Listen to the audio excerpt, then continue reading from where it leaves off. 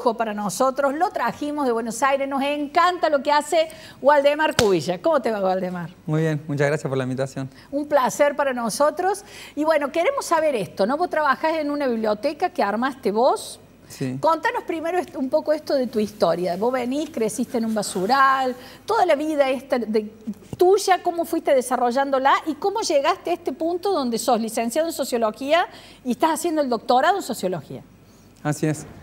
No es fácil el cuento, pero nada, yo nací en Villa La Carcova, que es una de las villas más problemáticas, si se quiere, a la hora de pensar delito o vida miserable del conurbano bonaerense. Mi mamá viene de Paraguay, mi papá viene de Formosa. Se conocieron acá en Buenos Aires y se instalaron ahí en La Carcova, como mucha gente del norte que pobló José Lon Suárez en las instituciones del 85, por ahí. Ajá. Toda una corriente migratoria latinoamericana. Sí, latinoamericana y sobre todo del norte de Argentina. Ajá.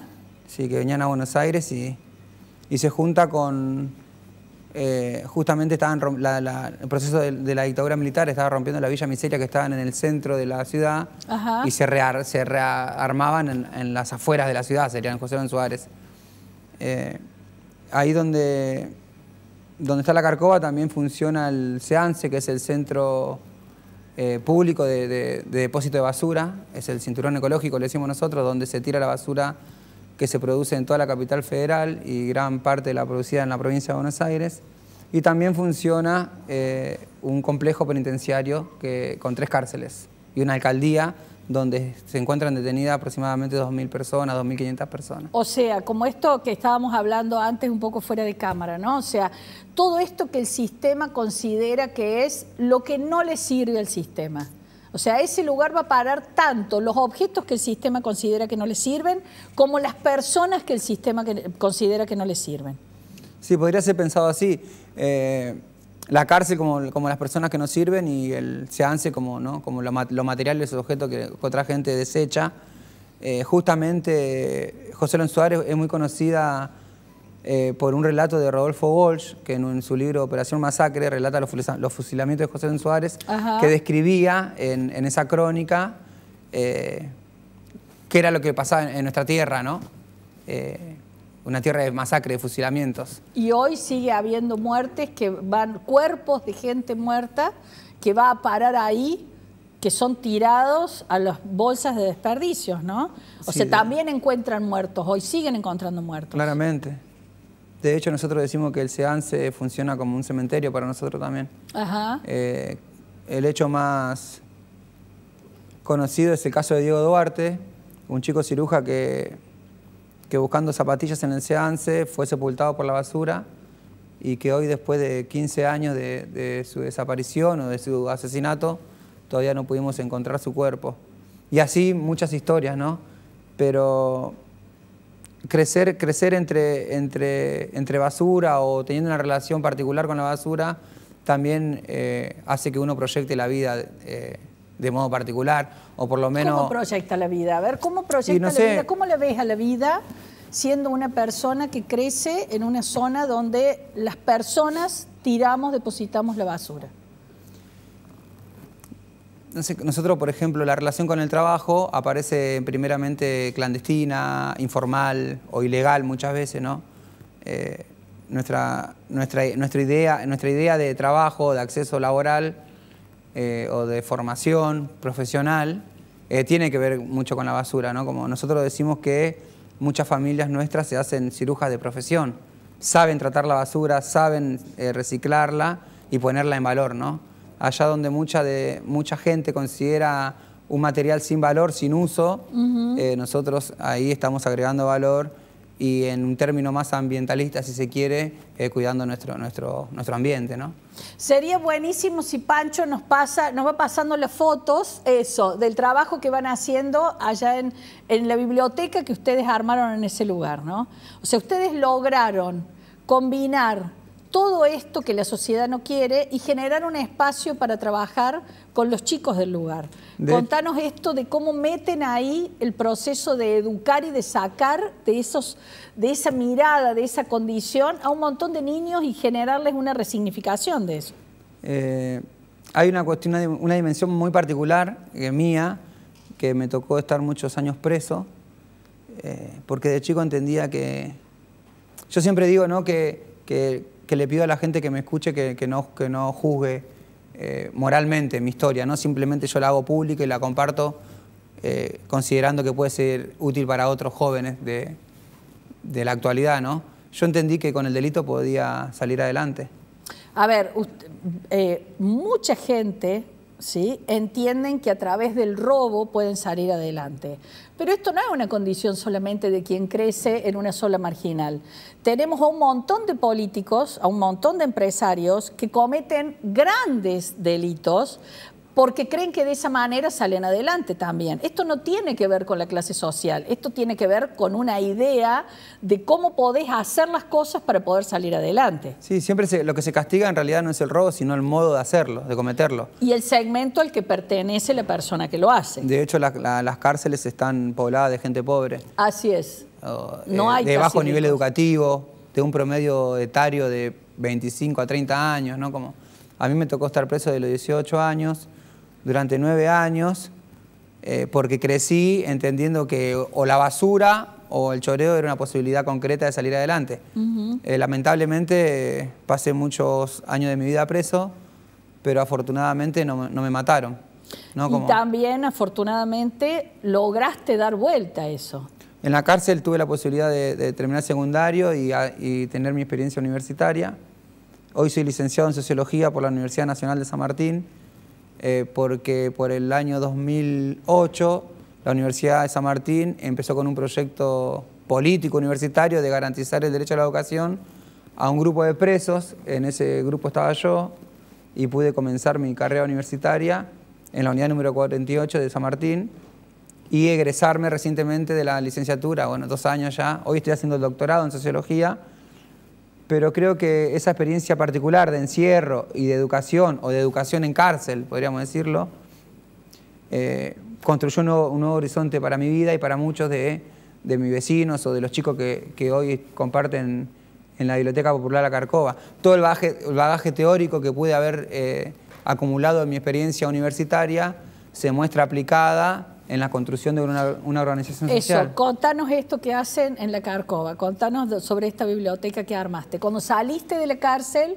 y entendiste ya que no querías más el camino de la delincuencia como forma de vida, te convertiste en profesional, hoy sos docente universitario y armaste la biblioteca en La Carcova. Contanos sobre la biblioteca. Yo digo que la relación con los libros me ayudó a vivir la cárcel de la mejor manera.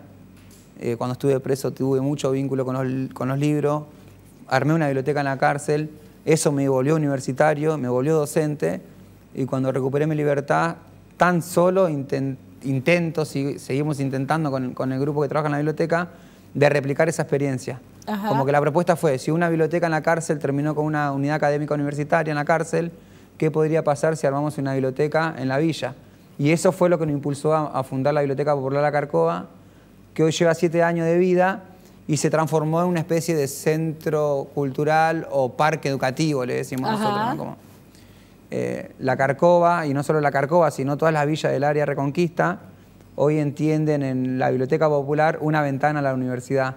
Y así, con ese concepto, pasamos por acá y vemos la universidad como una posibilidad. Ya no somos los chicos del barrio marginal que trabajamos con la basura o el delito, sino que podemos aspirar a ser universitarios. Sí, y porque más allá de que nuestra legislación estipule que la educación es un derecho para todas y todos, universal para todo lo que habitemos la Argentina, hay que trabajarlo también ese derecho. No es el derecho no queda solamente en una reglamentación, sino como que hay que trabajarlo día a día. Y ¿Qué querés decir con que hay que trabajarlo? A ver, sí, porque todos tenemos, según la Constitución, tenemos todo derecho a una casa digna, y no la tenemos en la casa digna. Así es. Todos tenemos derecho a la educación y muchos carecemos de información de que la universidad es pública y gratuita y de calidad. ¿No? Entonces la Biblioteca Popular lo que hace, de alguna manera, es un puente, un traductor de derechos o de construcción de derechos yo siempre digo, ¿no? del mundo villa, del mundo villero, hacia un mundo que aparentemente más civilizado, pero que nosotros tenemos mucho para aportar también a... Absolutamente. Muchos saberes, ¿no? Forma de vivir, de experiencias económicas, de ingenieril, si se quiere, ¿no? Como así es. Mucho recurso para la vida. Mucho recurso para la vida. Yo creo que si vos pones a un niño de una villa, ¿viste estos realities que hacen ahora donde vas y no tenés comida, no tenés nada y tenés que sobrevivir? Y pones a un chico de una familia rica en la misma situación, pero no tengo duda que el niño de la villa le saca años luz. Y seguro le comparte.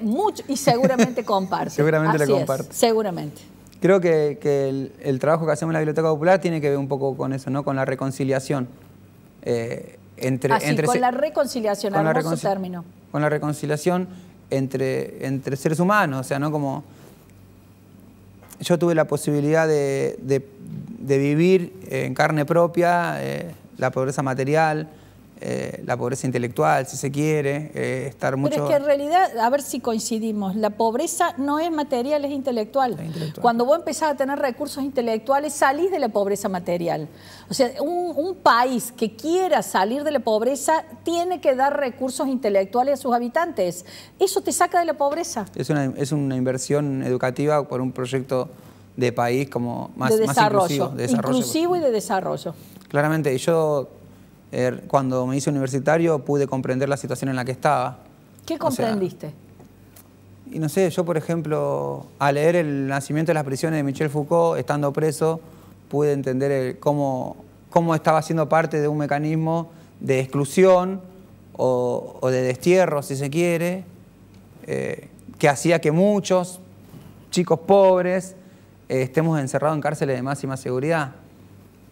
Pude entender cómo... Porque de la teoría mucho se habla del panóptico y de una sociedad disciplinante, de una sociedad de control, pero que cuando uno la padece como víctima o la padece como sujeto de encierro, esa lectura se vuelve mucho más rica y poderosa, ¿no? Como nosotros pudimos desandar el propio camino en el que estábamos atrapados. Y fue a través de la literatura, a través de la relación con los libros y a través de la formación académica, rigurosamente académica también. Así es. Porque... No autodidacta, no lo que me parece, sino con una estructura de formación impartida por profesionales dedicados a esto. Y es un camino, o sea, quizá el camino de la pobreza o el salir de la pobreza es un camino hacia la profesionalización. O sea, nosotros en la Biblioteca Popular el trabajo centra justamente en cómo nos vamos profesionalizando.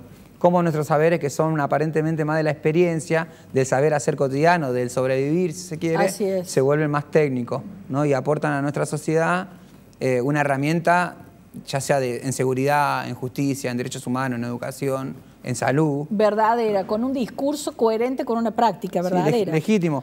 Y que no es egoísta, ¿no? Que se pone al servicio de cualquiera. Vamos a ir a una pausa, pero antes de eso te voy a hacer una pregunta, y le voy a hacer una pregunta al sociólogo, ¿sí? Pero también al habitante de esta villa que puede ver todo esto. No me la contestás ahora, en el próximo bloque. ¿Quién es más peligroso? ¿El empresario que tira todos los desechos al río y contamina, o la basura contaminante a toda una zona, o la persona que trabaja en el basural tratando de hacer de eso una forma de vida? ¿Quién es más peligroso? ¿Quién es más destructivo? ¿El empresario que contamina? ¿Y quién comete más delito? Para el sistema, ¿sí? ¿El empresario que contamina o la gente en la villa que vive de cartonear y todo eso? ¿Cómo lo ves? Yo puedo darte una respuesta así muy concreta y contundente de acuerdo a mi experiencia. Así claramente, es, eso quiero. Claramente es más peligroso el empresario que nos hace cargo de los desechos que produce, contaminando y matando vidas y ambientes, que una persona que está cirugiando y tratando de hacer de la basura un trabajo y una vida digna, ¿no? Con mucho menos recursos intelectuales y materiales. Pero también podemos analizar lo que son parte de un mismo sistema industrial. Bien. O sea, ¿no? Como es ahí donde quizá el aporte ciruja o el aporte villero o del pobre que puede ser socialmente útil. Es decir, el cirujano sabe recuperar y agregar valor a los materiales que otras industrias desechan, pero después cuando los vende vuelve otra vez al sistema industrial. Es decir, el plástico que se recolecta por una cooperativa de trabajo de cartoneros, ¿a dónde va? Otra vez vuelve a la industria. O sea, ¿quién lo compra? Lo compran las grandes empresas. No es y vuelven a contaminar. Y vuelven, ¿no? Y hay todo un círculo o un circuito vicioso de trabajo y de vida, o de trabajo valorado y de otros no tan valorados. Así es. Que yo creo que es un avance si estamos hablando de esto, ¿no? Si nos animamos a discutir las distintas formas de trabajo. Porque vos recién decías al inicio todo el proceso de transformación, de digitalización en el proceso productivo, ¿no? Que amenaza con generar o destruir fuentes de trabajo. Muchas, sí. Muchas fuentes de trabajo. Entonces, esa es una de las aristas del nuevo mundo del trabajo. Pero hay infinidad o variedades de trabajos que hoy en la actualidad se realizan, que producen valor. Así es. Y que tampoco son reconocidos o no son considerados como trabajo. Yo creo que el hacer ciruja o el cartonero tiene esa cualidad, ¿no? De producir economía diariamente, comer de eso, sostener familias, consumir. Limpian cuidar el ambiente. La mugre que generamos los inconscientes en el planeta. Pero sin embargo, desde los organismos públicos que están dedicados a intervenir trabajo, a regularizar trabajo, no son considerados como trabajo. Es una batalla que nos estamos dando todavía, pero que estemos hablando de esto creo que es un gran aporte. Mil gracias por el programa de hoy. Te comprometo que te quedas para el próximo programa. Ya nos tenemos que ir, el tiempo es tirano. Waldemar Cubilla, el que quiera información sobre la biblioteca, sobre el trabajo que hace Waldemar, se comunica con nosotros y le damos toda la información. Mil gracias y nos vemos en el próximo programa.